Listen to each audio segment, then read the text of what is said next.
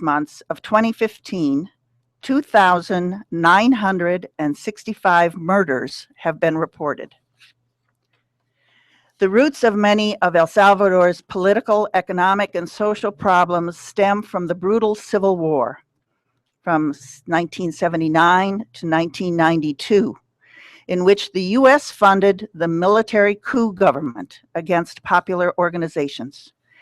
Tens of thousands of Salvadoran civilians, union members, clergy, indigenous, students, and farmers were killed, often by soldiers trained at Fort Benning, Georgia's School of the Americas. Many others fled to the United States, settling in cities across the country. Claudia came to Georgia because she had relatives here. The Labor Forum will continue to follow her story. And now for good news on July. It's hot. I guess I'm wishing it was January. Good news for workers on July 29th, when Ahold USA, a major grocery company owner of 780 giant and Stop and Shop stores in the Northeast and Mid-Atlantic states, with 50 million monthly customers, joined the coalition of Immokalee Workers' Fair Food Program. This agreement requires Ahold's tomato suppliers to increase farm worker pay and protect workers from forced labor and sexual assault. The growers have to work with health and safety committees set up by the farm workers and participate in the program's mechanism for resolving labor disputes between growers and farm workers. CIW teams have been meeting with farm workers in Georgia and other East Coast states to explain the benefits of the program. This is a huge victory for these super exploited workers who plant and harvest the food we eat. Their courage and determination to win economic and social justice is shared by the many other fast food, car wash, retail, domestic, and home healthcare workers who are taking on the billionaire corporations. Congratulations from the Labor Forum on this victory. And for the last story, we thank Delane Adams of the AFL-CIO, who distributes a roundup of Southern labor press clips. You can find it online at Southern Region Press Clips.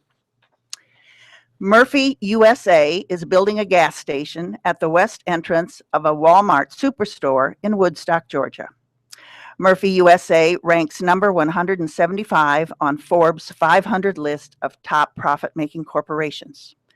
It contracted with Harco Services, a Kennesaw-based company, which brought in workers from Texas who are being paid as little as $12 an hour to construct the gas station.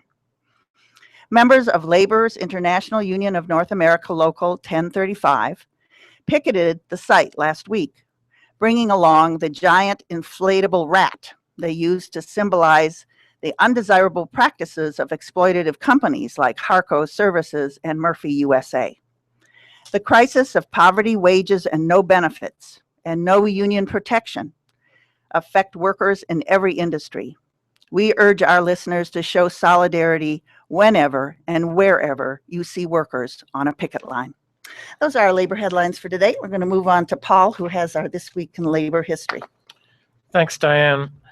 On August 7th, 1890, Elizabeth Gurley Flynn was born in Concord, New Hampshire. She was born into a radical activist, working-class intellectual family. Her father was a socialist, her mother was a feminist and an Irish nationalist.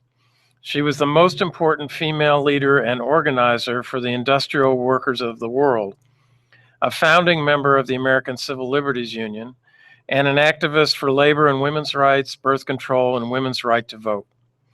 In 1900, her family moved to New York, where she was educated at the local public schools.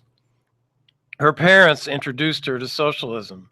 When she was only 16, she gave her first public speech, What Socialism Will Do for Women, at the Harlem Socialist Club.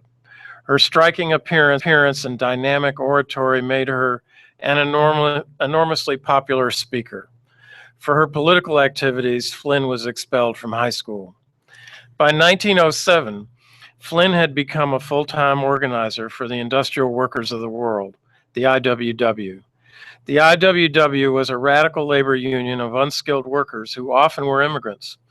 Most could not qualify for membership in the American Federation of Labor, which represented skilled craftsmen who usually were white, older, and American-born.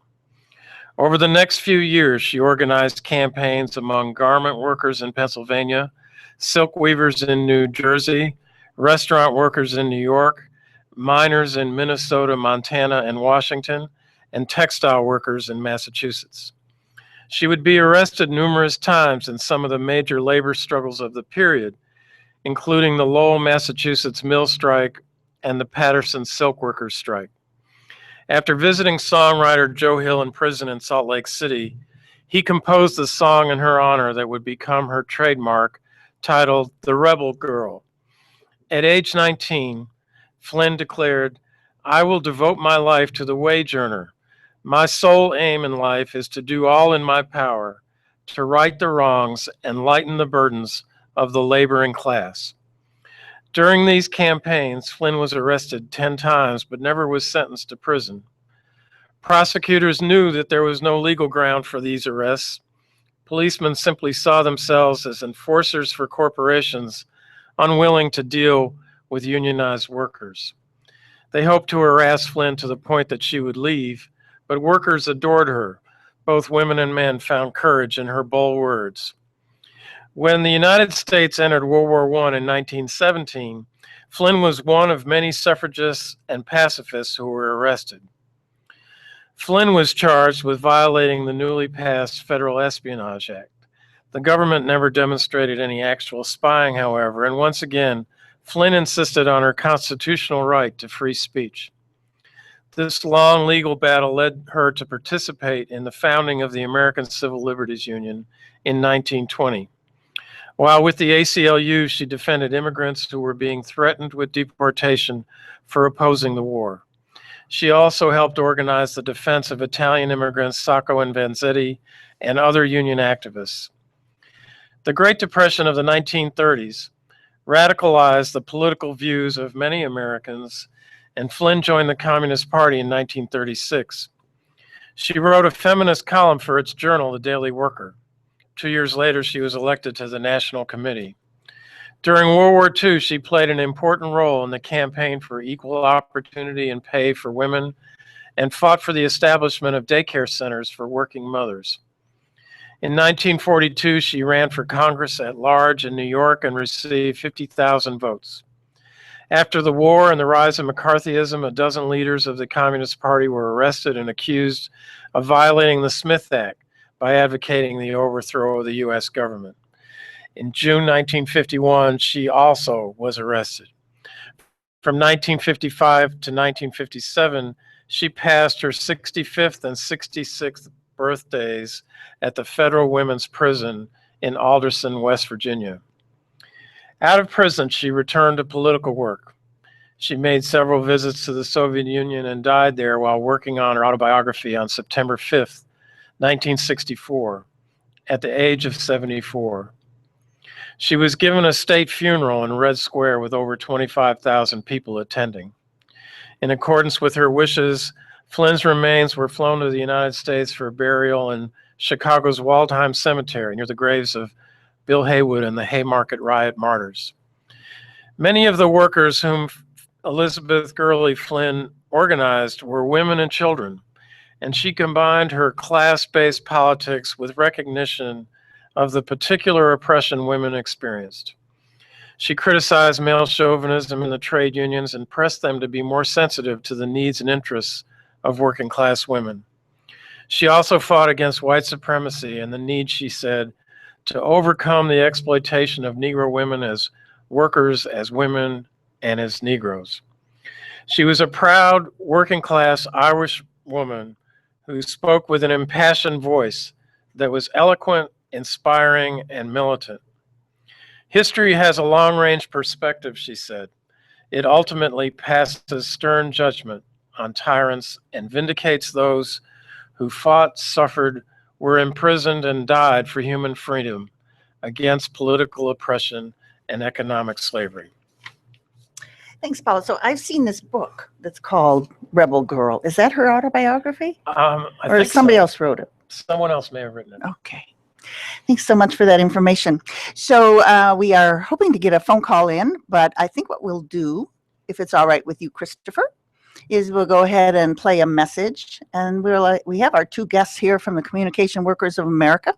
We'll bring them on because this is a big topic with impacting the communications industry and certainly the tens of thousands of workers who work for AT&T and Verizon.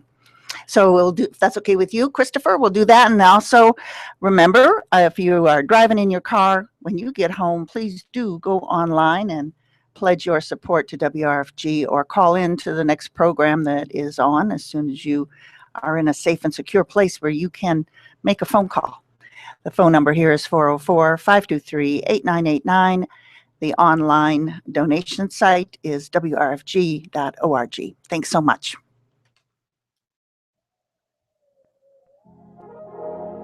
On Tuesday, August 4th, the Georgia Peace and Justice Coalition presents It's Never Too Late for Justice, with members of the Cold Case Initiative detailing their investigation into unsolved or unprosecuted killings of African Americans in Georgia and the South from the Civil Rights era to today. The evening begins at 6:30 p.m. with a reception at the DeKalb County Library, 215 Sycamore Street, Decatur 30030. The program will start at 7 p.m. sharp in the auditorium. For additional information, 404-378-5424 or georgiapeace.org. Again, the date is Tuesday, August 4th, 6:30 p.m. at the DeKalb County Library, 215 Sycamore Street, across from the Decatur MARTA station.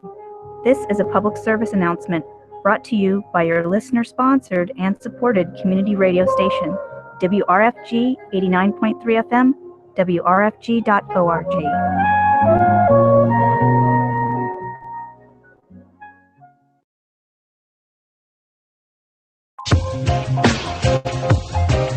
WRFG 89.3 presents the World Party installment of the Wednesday Wind Down Concert, August 12th at Centennial Olympic Park in downtown Atlanta from 5:30 until 8 p.m., featuring live performances by Ross Kofi and Permaculture. Kelly Love Jones shares an eclectic mix of soul, hip-hop, and reggae, and multifaceted artist Ozara O'Day celebrates the high priestess of soul, Nina Simone, with a very special tribute. Your sound provider for the evening will be Highlander Sounds, and the host for the evening will be the ladies of Caribbean Runnings and myself, Diana Valentine of Rockers International and Sunday Night Fire. For advance tickets and general information, go to www.centennialpark.com. We'll see you there. You're tuned into WFG here and listening to the Labor Forum. And we're doing a slight adjustment of our schedule. And we actually have three members of the Communication Workers of America in the studio. And actually, Ed Barlow, who's president of Local 3204, just drove in from the NAACP's March for Justice. And so maybe we'll ask you, Ed, first to comment a little bit about that. And then we'll go to our conversation about the contract, which is scheduled to expire with the Communication Workers of America, 9 states here in the Southeast this coming weekend. And that's a most important struggle for all workers and everybody who's got a telephone to know about. All right, Ed, so what happened? Where were you? What were you doing in Montgomery? This morning we took about 25 of our members down to Montgomery, Alabama to participate in the NAACP Journey for Justice.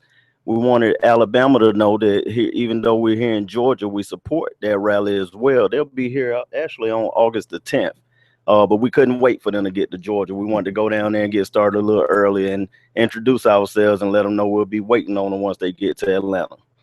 So my understanding is this is a march that started in Selma, it's going all the way to Washington, D.C., has multiple issues, all of concern to our listening audience.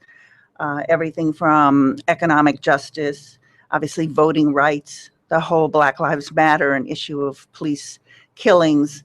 Are there other issues that I've missed? Oh, I think you got them all. All right, so this is something, how many people are actually walking? It was about 50 to 60 people out there walking today, and we made up about 25 of those. All right, so the idea is that people can jump in on certain segments, don't necessarily have to walk the whole 800 and something miles. Yes, you definitely got people that's going to walk the entire distance, Everybody else is jumping in at certain cities or certain meeting points and walking a portion of the way. So one of the things that, that's always kind of a lesson, I think, is obviously there's many new kinds of tactics and tools when we're talking about how to mobilize people, how to get the message across. But very clearly, country after country, year after year, the idea of people actually marching, walking in groups, carrying a message about something always remains a very potent symbol and an action. So how did you all just go to the rally in Montgomery, or did you walk a while? We walked for about 4 or 5 miles, and then we got on the bus to head back to Atlanta. I didn't want to miss this important interview. So. Oh. Thank you so much. So do you have any details about the event here in Atlanta coming up? I do not. The only thing I know is it'll be on August the 7th through the 10th, and on the 10th it'll actually be some type of rally here in Atlanta, which once I get more information, of course, I'll spread the word. And we can let our listeners know about that. Okay. Thank you so much, Ed. All right, so we're now going to shift to this big discussion. And so in the studio audience, I want to let you know who else is seated here. We have Billy Odell. Hi, Billy. Hello. And Billy worked for a number of years for AT&T and is now, after his retirement, he actually now serves as a representative for the union. Welcome to WRFG's Labor Forum. Thank you. Glad to be here. And then we have Nick Hawkins, and Nick actually is with, he's the president of CWA Local 33.